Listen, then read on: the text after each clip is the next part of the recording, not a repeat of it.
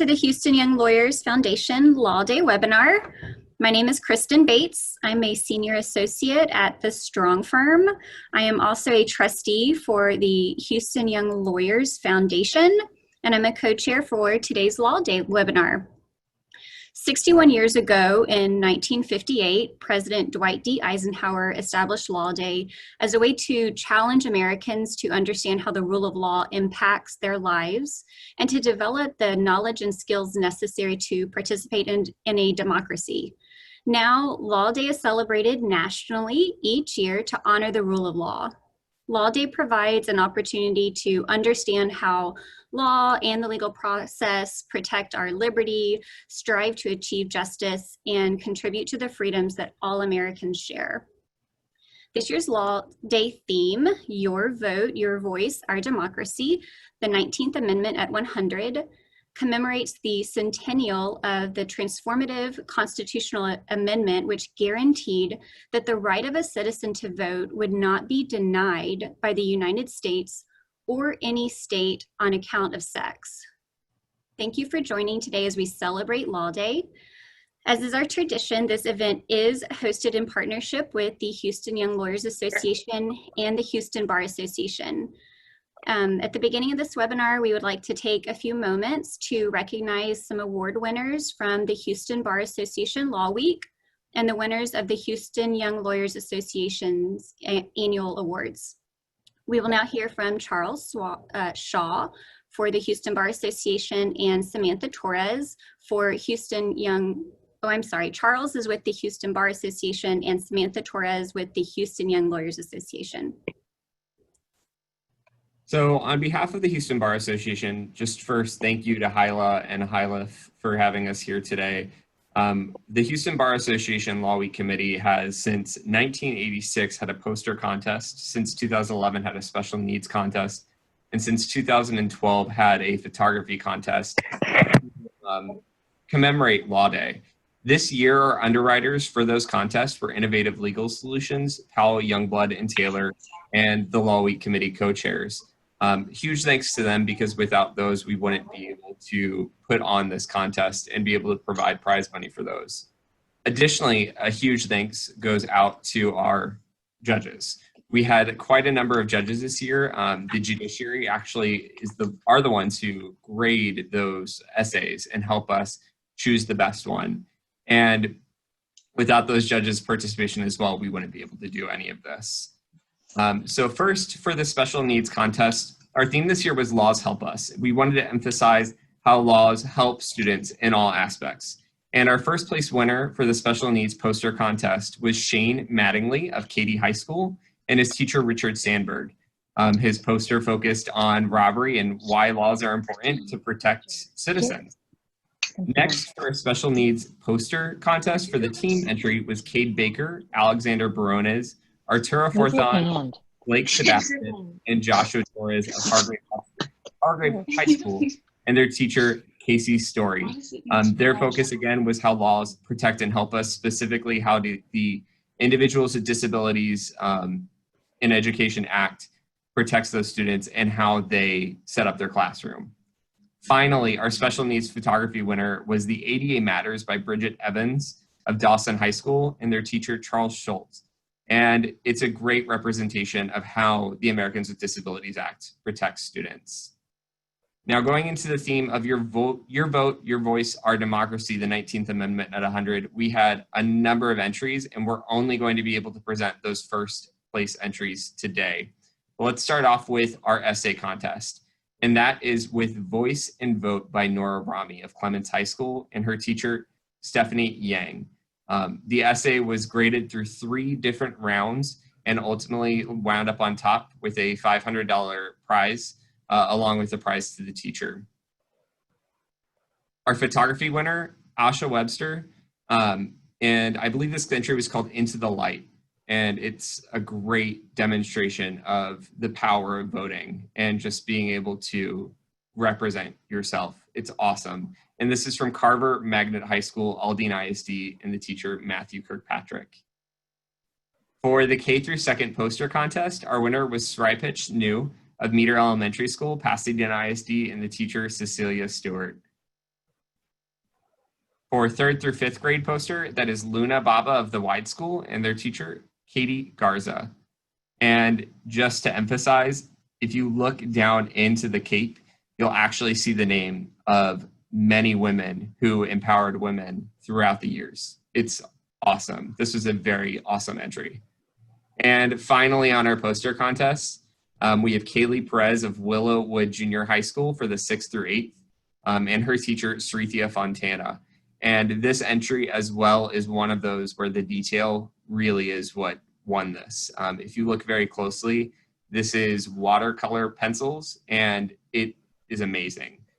Special note is that this year, all of the poster contest entries will be displayed at the Harris County Law Library once they reopen, and they'll be up there throughout the summer. So any students and anybody who wants to go see them will be able to see all of those entries. Thank you so much to everyone, and thank you again to Hilo and Hilo.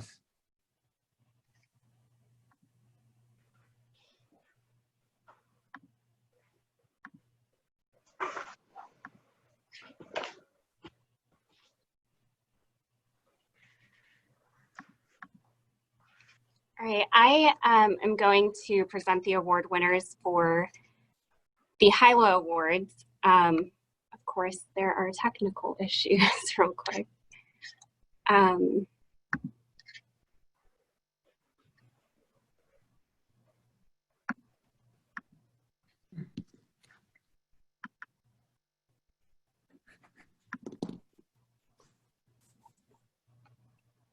Okay, well, I will scroll all the way through here to the Hilo Award winners. Each year, Hilo gives out awards for the Outstanding Young Lawyer Award, Outstanding Mentor, and Liberty Bell Award.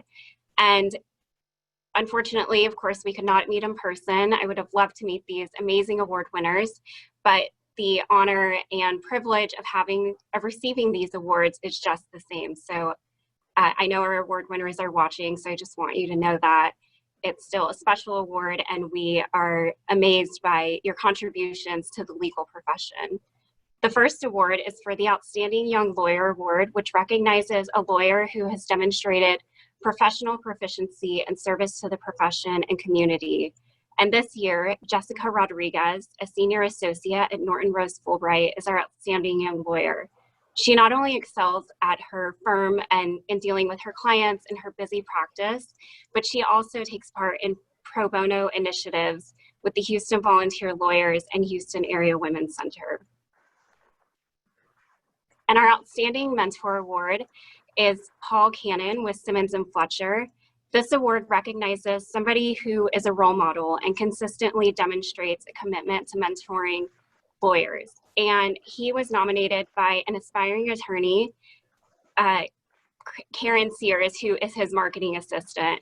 She said that she's an undergrad and she wants to be a lawyer eventually, and really looks to Paul for his guidance in both her personal and professional life. And he continues to inspire her as she treks on her way to becoming an attorney one day, like all of us. And he does the same for attorneys as well. And so congratulations to Paul.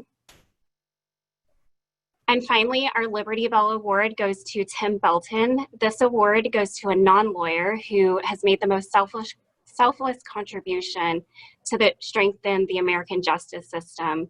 Chief Justice Kem Frost nominated Mr. Belton and noted that he has made outstanding contributions in his service on the State Bar of Texas Board of Directors as a public member, and he received an award for that position.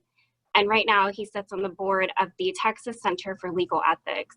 She wrote about her amazement by his high energy and passion for contributing to the legal profession as a non-lawyer. So congratulations to our award winners. And you can find out more information about the winners, as well as highlights from this past bar year on hilo.org or Instagram at Houston Young Lawyers. Thank you to the Hilo board for helping us choose the award winners, and also for all of your work this year, as well as Judge Elrod, Lucy Kane, our executive director, my family, everybody who's watching. So thank you again. And now to Kristen for the program. Okay. Thank you, Sam. So we're going to start our panelist presentation now. A couple of housekeeping matters. As stated in the advertisement, you can get MCLE credit for this. At the end of the presentation, I will announce that that the MCLE credit number, so you can go and self-claim your credit. We'll also be posting that on our website, and we'll send it out via email. If you have questions for our panelists, feel free to, via your Zoom platform, via the app, send us some questions. We have a few that we're going to ask the panelists, and then we'll open it up at the end to questions from our attendees as well.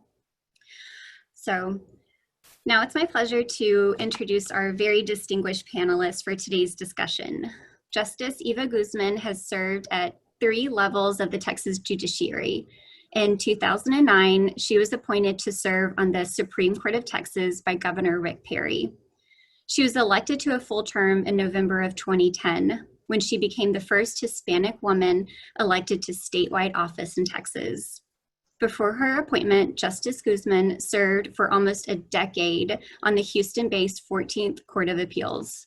She began her judicial service on the 309th District Court in Harris County after an appointment by then-Governor George W. Bush. Justice Guzman is also the Supreme Court of Texas liaison to the Texas Access to Justice Commission, where she works hard to expand access to justice in civil legal matters for low-income Texans. She holds a bachelor's degree from the University of Houston, a law degree from South Texas College of Law, and an LLM from Duke University School of Law. Dr. Annie Johnson Benifield is a department chair of social studies and a professor for government at Lone Star College, Tomball. She's a prominent leader in the League of Women Voters of Houston, where she holds the position of Vice President of Voter Services. Dr. Benifield holds a bachelor's degree from Alabama Agriculture and Mechanical University, a master's degree from Clark Atlanta University, and a PhD in political science and government from University of New Orleans. Erin Glenn Busby is a co-director of the Supreme Court Clinic and is at the University of Texas School of Law, and is considered an appellate specialist with experience at all levels of the federal and Texas state courts. She has authored briefs in cases involving a wide range of issues, including First Amendment, protection of speech, maritime law, class action procedure, contract disputes, administrative law, immigration law, and the federal preemption of state law. She graduated from Harvard Law School and clerked for Associate Justice Stephen Breyer of the Supreme Court of the United States and Judge Michael Boudin of the Court of Appeals for the First Circuit. Good afternoon. I'm going to open up our first question, and we're still learning Zoom etiquette, but I know that you have all, participated with Zoom, so whoever wants to chime in and respond. The first question we would have is, why is it important that we pause today to recognize the women's suffrage movement of 100 years ago?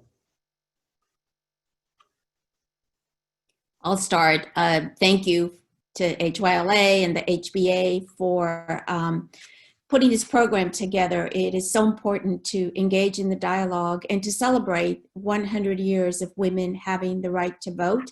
Also, congratulations to all the award winners. Ours is a noble profession, and it's because it is about so much more than winning in the courtroom. It's about making a difference and impacting our communities, and the work of Hilo and HBA does that, and our award winners exemplify the very best. So congratulations to everybody.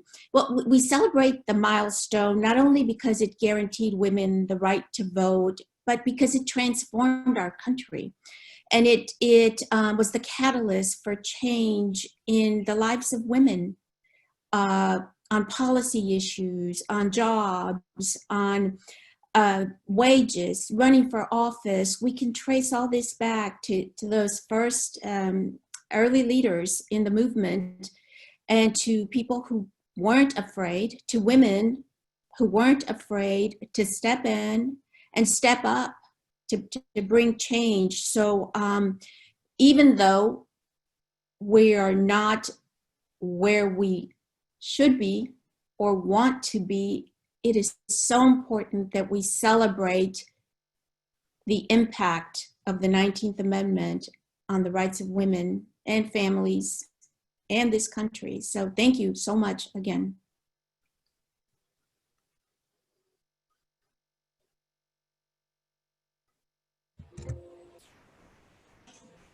Yes, I agree with everything Justice Guzman said. And we also, it's nice to focus on how the 19th Amendment changed things really for everyone.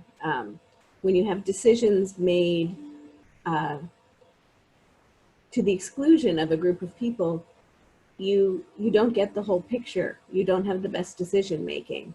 And so the 19th Amendment was a huge step towards getting better choices for everyone.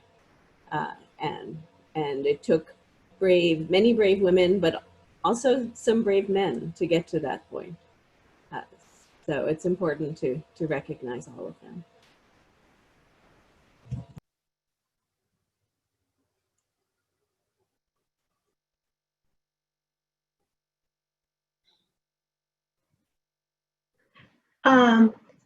I'll say it from a different perspective. I'm so happy Kristen's persistence has just paid off in many ways. She didn't give up, even though the dynamics of things have changed in our society as a result from when you started to where you are now. That shows you the persistence of women when they really want something, how they go after it and they work very hard. It's amazing to think about this because my mom is 102 going on 103. And when she was born, women did not have the right to vote. But in some states, they actually did. We had elected a woman to Congress from Montana. So women who are determined, and that it's important to celebrate this accomplishment because it's a centennial. It is so critical. In that 1920 election, 8 million women actually went out and voted as a result of the 19th Amendment. And now women determine who actually gets elected president of the United States because of their participation. They made up 54% of the electorate in the 2016 election. That is amazing, that the power of women coming from a long, arduous struggle in terms of trying to achieve the right to participate in the political process, now to determining who gets to serve at the highest level of government. I think that is tremendous and accolade and praise that we all should be very happy about. And Kristen, on that point, I'll just point this out for our audience. In every presidential election since 1980, the proportion of eligible women voters has exceeded the proportion of eligible males who actually voted. So again, just to Dr. Benifield's point, women are making the difference and having that impact, and the statistics show that. I think it's something we can be really proud of as leaders in our communities. I agree, and to that point, we've made great progress. And but is the movement over? Do we think that the work is done? Of course not. No journey. I mean, when you're traveling a road or path, there's no place to say that it's over. There's still a lot to be accomplished in this process in terms of women and their struggle, not just in terms of the voting rights, but in terms of pay equity. When women are not earning the same amount of pay for the same amount of work. And the pandemic, if anything, the pandemic has taught us a very valuable lesson. I know there's probably a question on it, maybe am I jumping ahead, that disproportionately women are dealing with the responsibilities of the household. I think instead of stopping the movement, I actually think that is going to propel the movement because women realize many of the inequities in terms of some of the things that are happening, they are disproportionately affected by certain kinds of things that happen in our society. And I think this will actually propel the movement forward.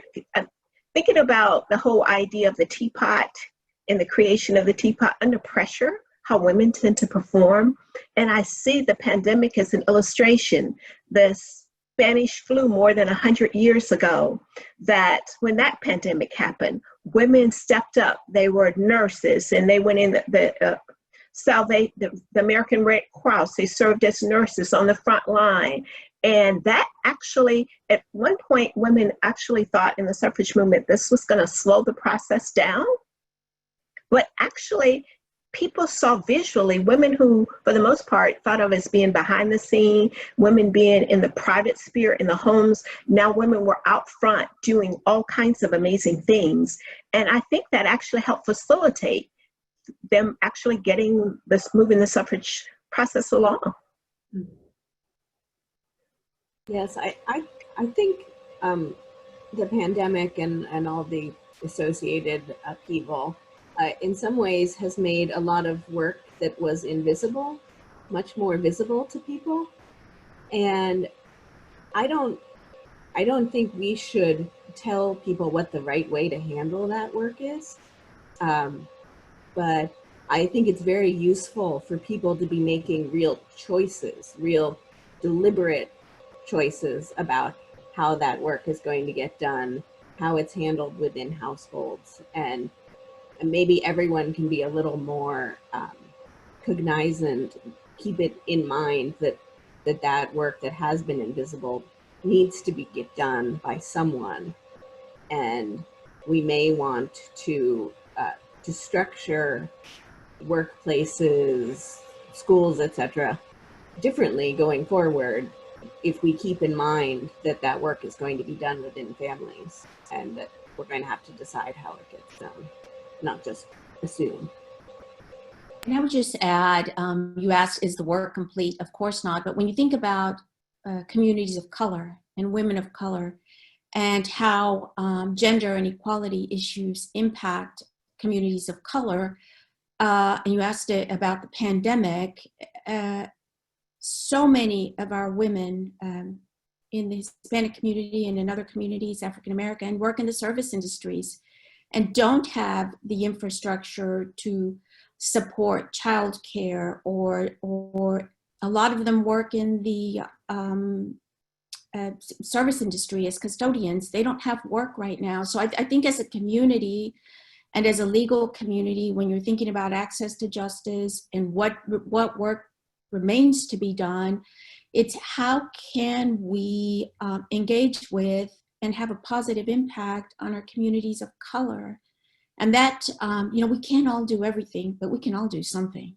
And I think when you think about it that way, glass ceilings that need to be broken, is there work to be done? Of course there is. Think about the law firms around the country. How many have a woman of color at the helm? Or how many have a woman at the helm? Much less a woman of color. Fortune 500 companies, you see the same thing. Women in courts around the country, we're better represented on state high courts than we've ever been. But when you look at the number of women of color on state high courts, that's minuscule. It really is. And so I loved your question because it just reminds us that there's just more work to be done. And so. I'd agree. Justice Guzman, you touched on glass ceilings. I do have a question I'd like to direct at you and Ms. Busby. So women achieved the right to vote in 1919, but the glass ceilings in the legal profession, like you just mentioned, took much longer to break and are still in the process of being broken on many levels. The first female justice on the U.S. Supreme Court was not until Sandra Day O'Connor's appointment in 1981. Ruby Sondic became the first regular female justice on the Texas Supreme Court in 1982. Even today, female partners are outnumbered by male partners, as you referenced, and females in leadership positions in major law firms are a rarity. Both of you have broken glass ceilings in your legal profession. Justice Guzman, you became the first Hispanic female justice on the Texas Supreme Court. Ms. Busby, you were the second woman ever to win the Fay Diploma at Harvard Law School, which is a prestigious diploma given to the top student of your class. Many of the parodies that you faced in breaking these glass ceilings still exist. What advice do you have for young female law students and recent graduates about confronting some of these barriers? Erin, why don't you go ahead? I'll go after you. Well, I will say that, you know, in a lot of ways, I came of age in a time that was much easier than many people who came before me faced. For example, my mother-in-law graduated from law school in 1971. Was the only woman who actually graduated from St. Mary's as a lawyer, and basically couldn't get hired in a legal job when she graduated. That's not what I faced in 1998 when I finished law school. You know, I clerked a third of the Supreme Court clerks the year I clerked were women. It's a very different dynamic. And, you know, I have sort of general advice for law students, which I think applies especially heavily to women. And one is not legal or career really at all. It's be very choosy about who you make a life partner of. It not only affects your happiness, it will affect your career success if you have someone there in your corner all the time, or if you have someone who's not, if you're acting as a team or not. So there's my general advice that also has a huge effect on your career. And other advice I give women, especially women who may be thinking that they will want to spend time with kids, is when you're working, just be there entirely. And, you know, I sum it up, I say, don't leave before you leave. Give everything, show everything you can do in your legal career, because it will pay off. And I think some of my female students are a little unwilling to blow their own horn, which is not a problem, I notice, with many of my male students.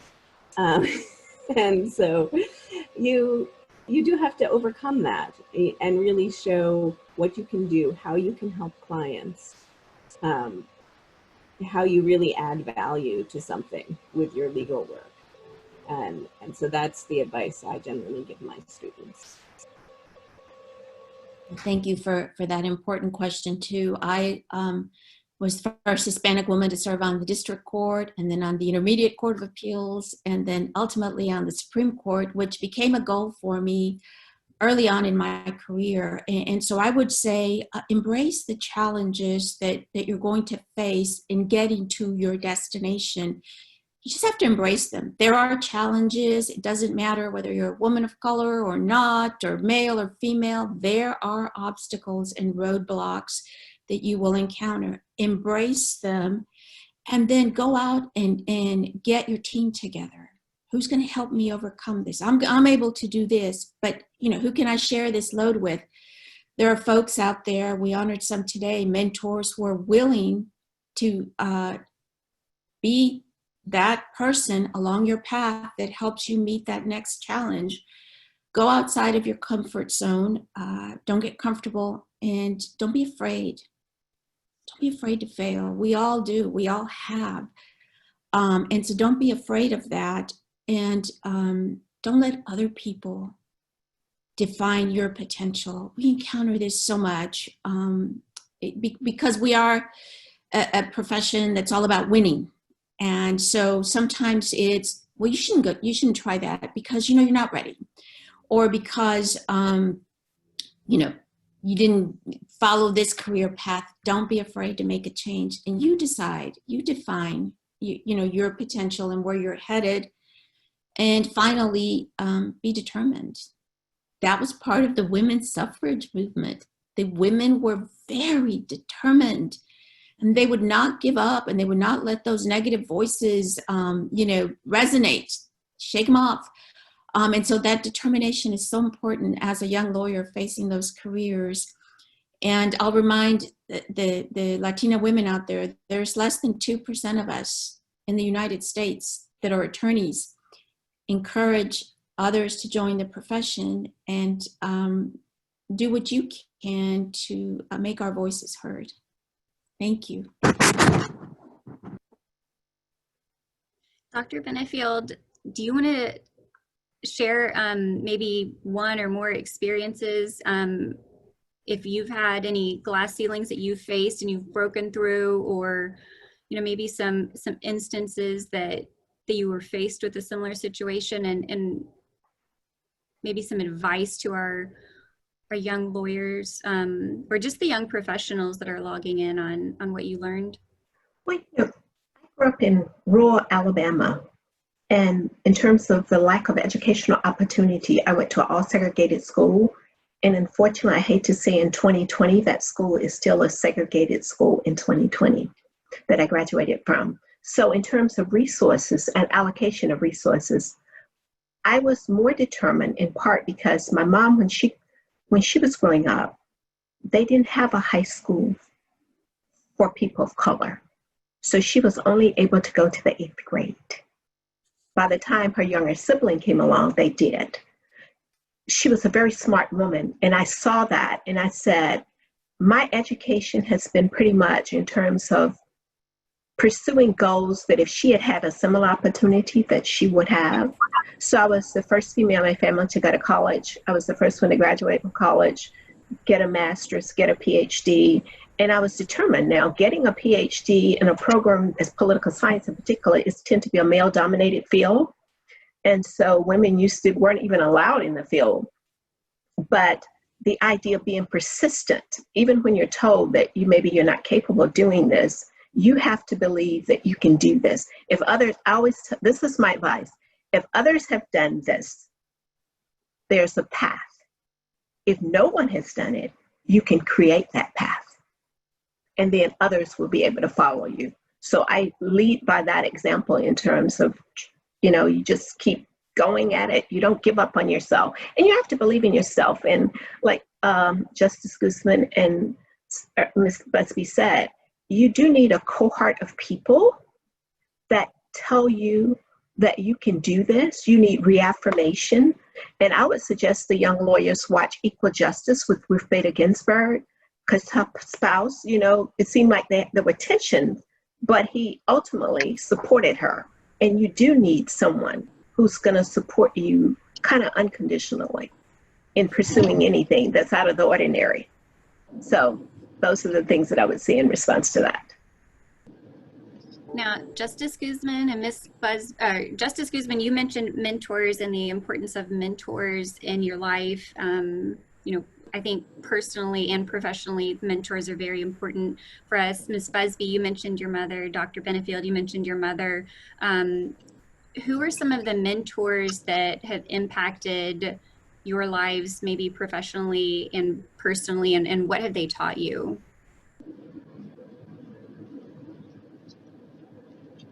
I think mentors sometimes come in for a season or for a reason. So over a lifetime, especially mine, Miss Busby is in a different place, but over my lifetime, I've had mentors personally and professionally. Other judges that did this before me. We know judges are elected in Texas, and having never run for office, it's how do you do this? And so I got so much help from mentors along that line.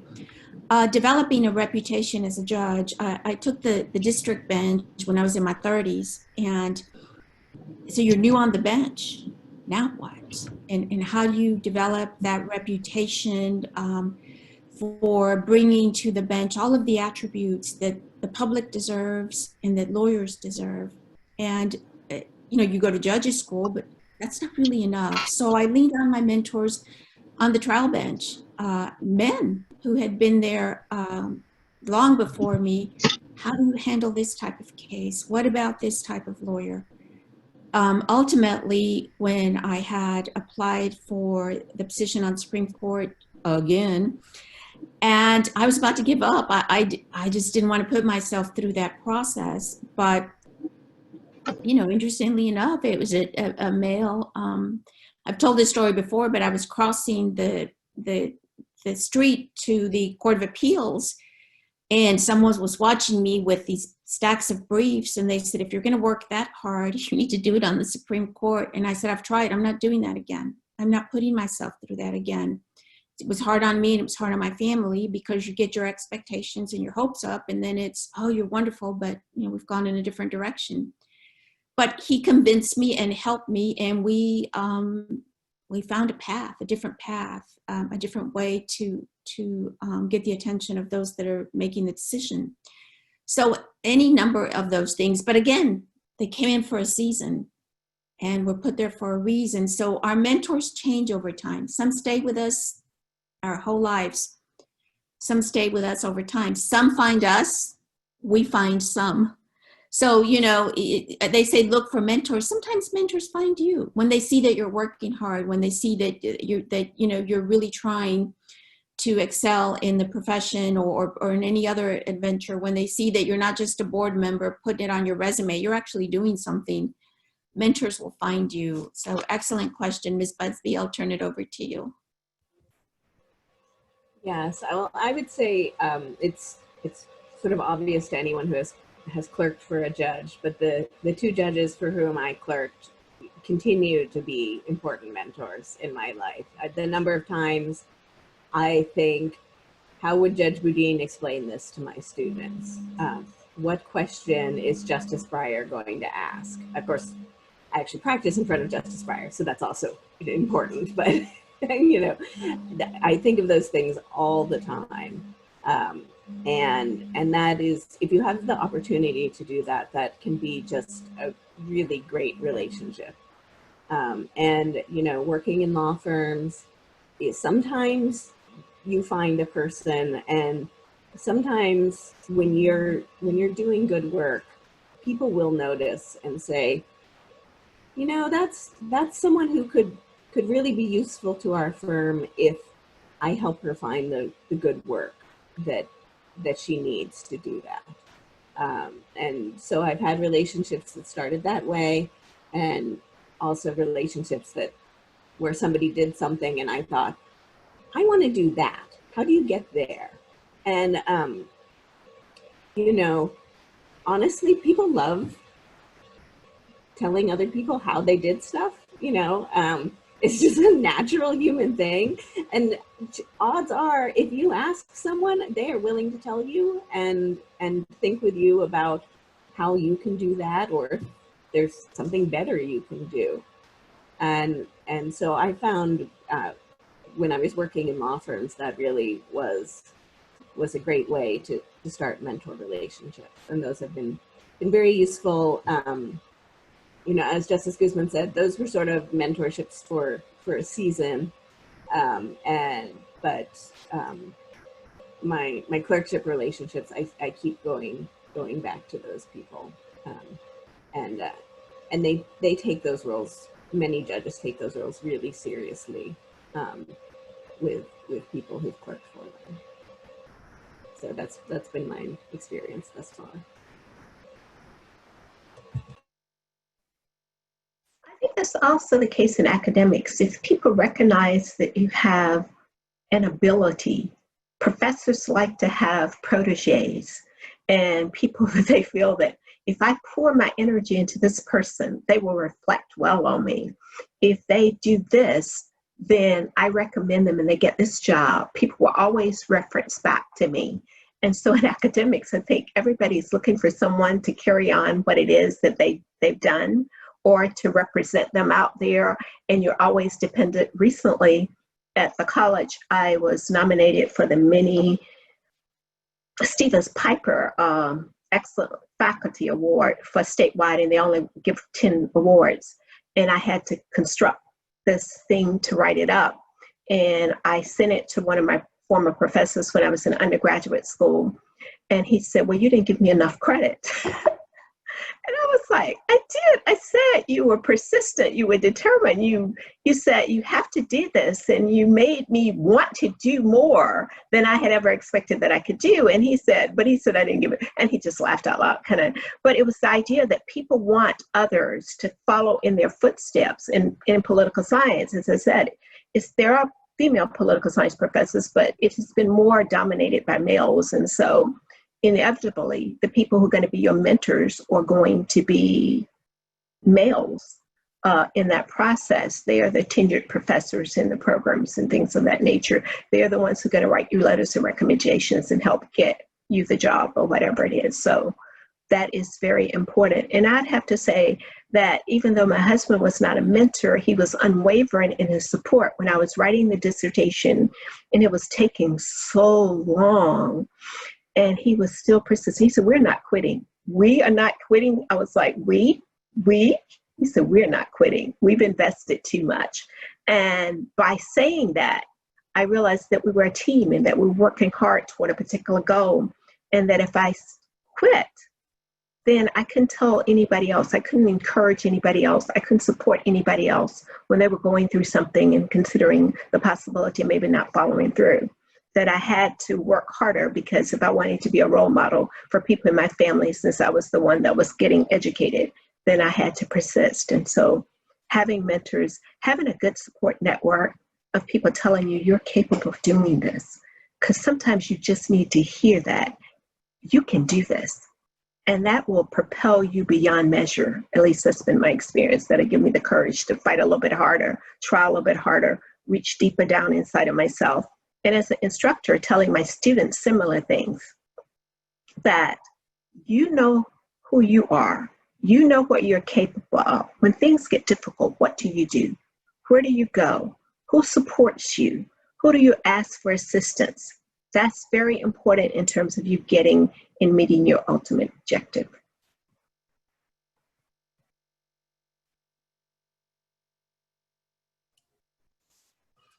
Thank you all. I think that's so important. I feel like, we can't talk enough about mentors and encouragement and inspiration, especially, with this audience, students of all ages and young professionals. So thank you all very much.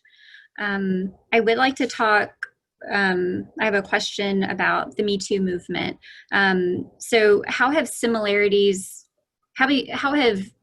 y'all seen any similarities, or maybe you want to chime in on this, what we're seeing between what we saw between the women's suffrage movement of the early 20th century and the Me Too movement that we've seen over the past 3 to 4 years. Do you have any thoughts or takeaways on that?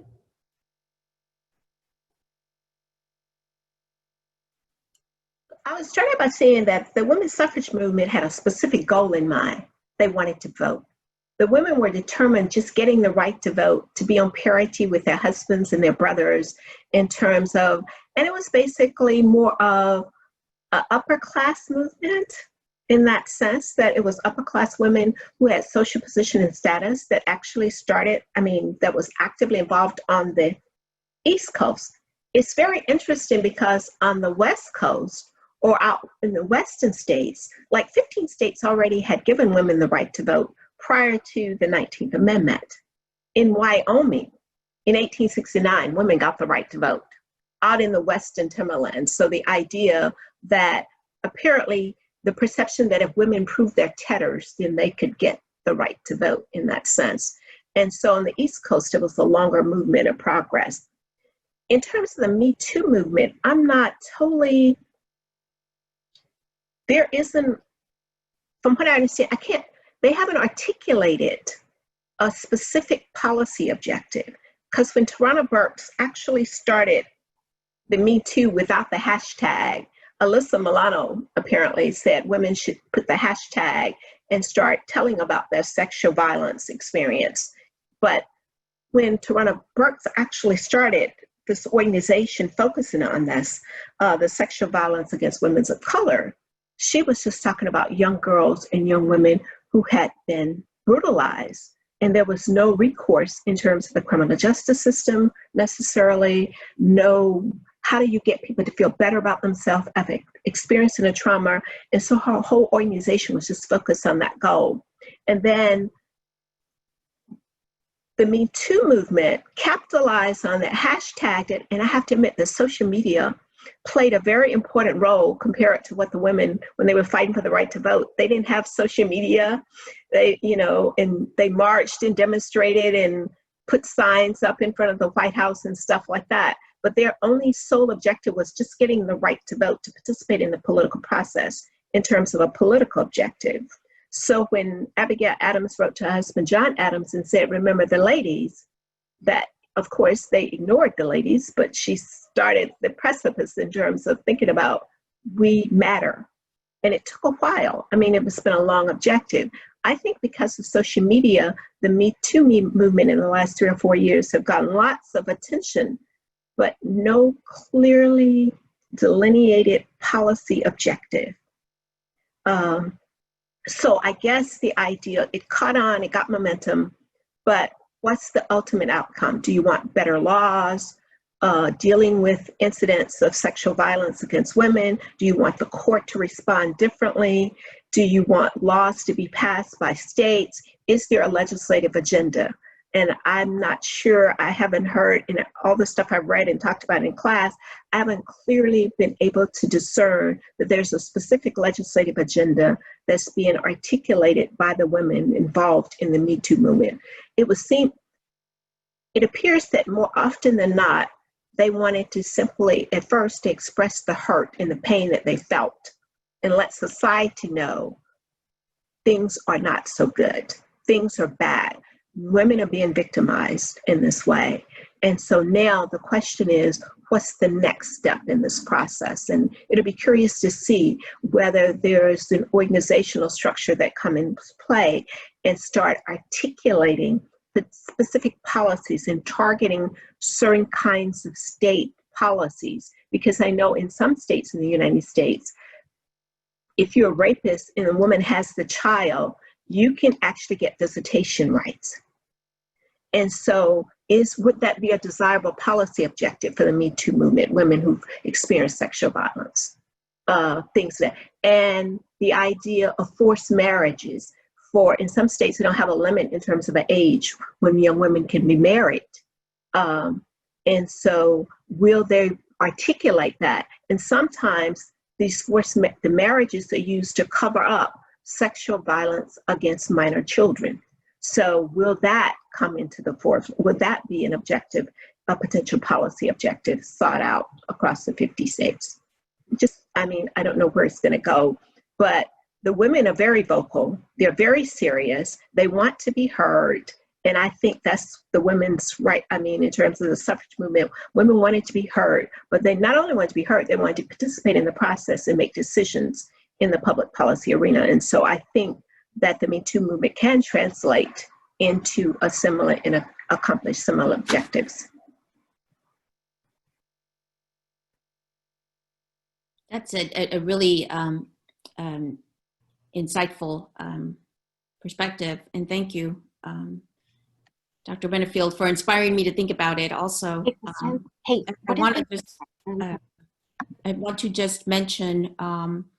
You mentioned social media and the impact that it's had on Me Too, and how the women in the suffrage movement didn't have that. But I would say not every lawyer or every law student out there can become a public figure on social media. So you have to decide what you're passionate about, what policy goal you're after, and use the mediums that are available to you. And I'll mention someone of Hispanic origin. You don't often hear about Hispanic women being part of the critical suffrage movement. But in 1911, there's a journalist in South Texas, in Laredo, named Jovita Idad. And Jovita wrote pro-suffrage articles for her family's Spanish language newspaper, La Crónica. And she actually called on women, working women, to join the fight to vote. And particularly her interest was women of color in her region. And so it doesn't matter, I think, where we are, we can all use our voices the way Jovita Idad did, through this Spanish language newspaper. Mind you, her audience was limited by a lot of things back in 1911. So I encourage you to find your medium, use your voices, and decide what policy objectives are important to you. We're not all passionate about the same things, and that is a good thing, because there's so much within that movement, as Dr. Benifield pointed out, that I think it provides a lot of opportunity. And Miss Busby, or actually this is Samantha, Kristen's internet cut off, so I'm taking over for the last few minutes. Miss Busby, do you have anything else to add? If not, I can move on to closing remarks. No, please go ahead. Okay, well, in wrapping up, first asking Dr. Benifield to take a few minutes and discuss the adoption and implementation of the 19th Amendment in Texas.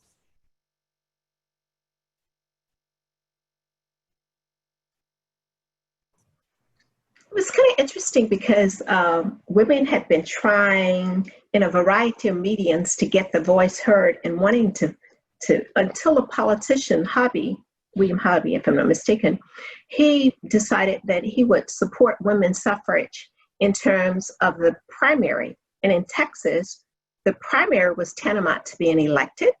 And so Texas allowed women in 1918 to vote in the primary.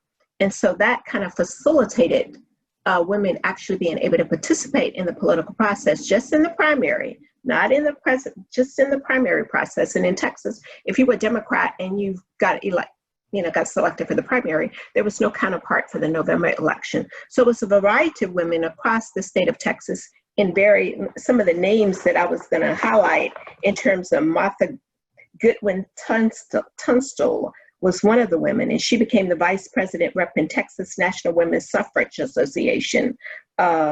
Texas women, the temperance movement and the abolition movement, and the temperance movement and the women's suffrage movement seemed to be linked together in a very profound kind of way, that women coming out of talking about temperance in terms of alcoholic and prohibition and all of that kind of linked together and joined the activism, that you had different women in different parts of the state of Texas advocating for the right to participate in the political process and coalesce. I have to admit that Justice Guzman talking about the Hispanic woman advocating and African-American women advocating, but oftentimes because of segregation, these women weren't invited to be at the same table to have input in the process. So they had to advocate using the means that they could, asking for participation or trying to advocate to get involved in the political process. And it's unfortunate, I said, not just in Texas, there have been quite a few articles written about the suffragist movement this year. And I was concerned because I said, not here in Texas, but Ida B. Well in terms of her civil rights activism, in terms of the anti-lynching legislation, and Mary Church Terrell and Sojourner Truth talking in the cynical fall in the 1800s saying, "Ain't I a woman?" So propel other women to know about and to want to be active, and particularly in the South with women not having very many rights and women of color in particular not being included, because there's something in political science we talked about, there's something called derived status and achieved status. Derived status is if you married someone who had power and influence, therefore you end up with power and influence. Whereas women, for the most part, did not have status on their own. And so they had to marry into power to articulate. And Hobby, being a politician, saw the utility of advocating if women could vote, that could help propel him into the election. And so he utilized that. Woodrow Wilson used a similar tool in terms of advocating for, decided that endorsing, at first he had adamantly been opposed against the 19th Amendment and its ratification. And then he came out in support of it. And because women were saying, they weren't very kind to him in terms of some of their protests and picketing. And he wasn't so kind to them in return, because women were, when they marched and demonstrated, they were attacked not only by men, but by other women as well. And women were locked up and put in mental institutions and asylums and treated very harshly, tortured, and being force-fed when they were articulating, simply trying to get the right to vote. And the idea of the World War was happening, that they constantly confronted the president at the national level saying, "You saying we're fighting for freedom and democracy around the world. What about liberty here? What about freedom here? What about democracy here?" And so women here in Texas caught wind of that, Actually, two resolutions here in Texas were introduced at the 1875 convention when they were rewriting the Texas Constitution, and both of them failed, but someone introduced them. And it was all males. Of course, at the Constitution, it was referred to committee and neither one of them came out. So women didn't stop because they didn't get it then. They kept articulating and kept pushing. And positively, Texas was the first Southern state to ratify the 19th Amendment. Texas was the first Southern state to ratify the 19th Amendment. Mississippi is the last state in the nation to ratify, and that was in 1984. So Texas was at the forefront in terms of the Southern states. The South was late in coming to the table in terms of articulating or supporting women's rights or the women's right to participate in the political process. Thank you. It's great to know that we were leaders in such an important process and getting women like us in Texas the ability to vote. So that, thank you for your insight and information on that. It looks like we are almost at 1 o'clock, so I want to wrap it up. Today we have a variety of people viewing, lawyers, law students, from all types of different backgrounds, maybe some other professionals who are not lawyers, but interested in the subject. So in thinking about the Law Day topic for this year, what are some takeaways that you would like the audience members to leave with regarding the 19th Amendment and our current society? And Justice Guzman, I'll start with you. All right, thank you. It's interesting to note that the 19th Amendment became the law by a single tie-breaking vote cast by a member from Tennessee who personally opposed the amendment, but was persuaded by his mother to vote in favor of it. And so the first takeaway is every vote counts. Don't miss any opportunity you have to weigh in on the matters that affect you today, tomorrow, and that'll affect your legacy. Second, don't just speak up for yourself. Speak up for those that don't have a voice or can't speak up for themselves. And there are so many reasons why people can't speak up for themselves. Be that voice. And third, listen to your mother. Thank you. Always good advice. And Ms. Busby? Well, as the parent of a teenager and soon to be teenager, I definitely go with the third one of those. But, you know, I think the main lesson I would take away is don't waste what people fought so hard for. You know, we have the right to influence who our leaders are and what they do. And particularly people who are in a position, like many lawyers, have the resources and the time to use their voices in ways that other people may not. And it really is our duty to use those resources and those voices for the things that we think are important. And so just don't waste the right that people fought to give us. Thank you. And Dr. Benifield? It took African-American males 20 years to lose their right to vote after the 15th Amendment was ratified. It took less than 10 years here in the state of Texas for women to lose their right to vote after the 19th Amendment was ratified. It wasn't until the 1965 Voting Rights Act was passed that pretty much eliminated many of the barriers associated with voting rights for people of color, variety of people. So one thing that, of all the things that you probably should take away is persistence does pay off. That even when you have setbacks, re-energize and come back to fight another day. Don't just lick your wounds and go home and say, I'm no longer part of the game, because that's not going to accomplish anything. And if anything, that women know that under pressure, the idea that we can do some of our best work when we have to multitask and do many different things. Now women are determining who get elected to office because they are 54% of the electorate. if you want to see something change in society and you're not happy about the way things are going, you have power. And the power is exercised through the ballot box. And lots of people, not just women in terms of the 19th Amendment, but lots of people have put a lot on the line to get the right to vote. They expand the electorate to include, for inclusion. And so it's up to you to decide where we go from here. And so the power is in your hand, especially young people in particular, who tend not to turn out and vote at the same level that others. If you want a different world, if you want policy changes that's going to affect everybody and make this world what you think, this utopian idea that you have of the world, this is your opportunity to cast that ballot and participate in the political process. So the 19th Amendment was just a beginning. Today, tomorrow, next year, next month, we can all make a difference in terms of becoming activists and using, as Justice Guzman say, what skills, social media with the Me Too movement, but those women used the skills that they had. And all of us have a set of skills.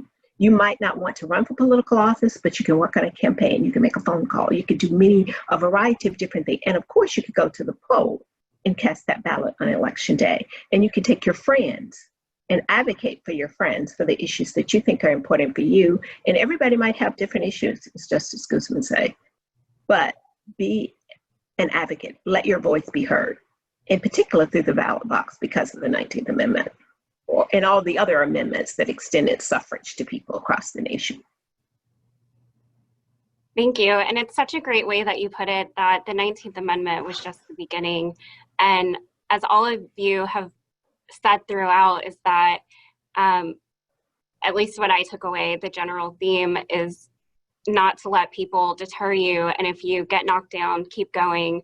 And when I see pictures in preparing for today, I looked at pictures of from women's suffrage events, and it was so inspiring to see how those people kept moving forward, and to remember that young people can still do that and move forward, make a difference in some way. And so thank you all for your insightful advice and insight into this subject matter. I know that somebody out there watching will be inspired and make a difference. And thank you everybody for attending our virtual Law Day. We still wanted to honor this great occasion like we do every year. And so even though we could not be in person, it's just as special to celebrate and remember the meaning behind Law Day. For those of you who are registering your CLE credit, our course number for this is 174074482. That's 174074482. And we will email that number to everybody who registered. We'll post it on the Hilo Facebook page and on the Hilo website, hilo.org. So thank you again for attending the event, and to the speakers for participating in the event. I hope everybody has a great weekend.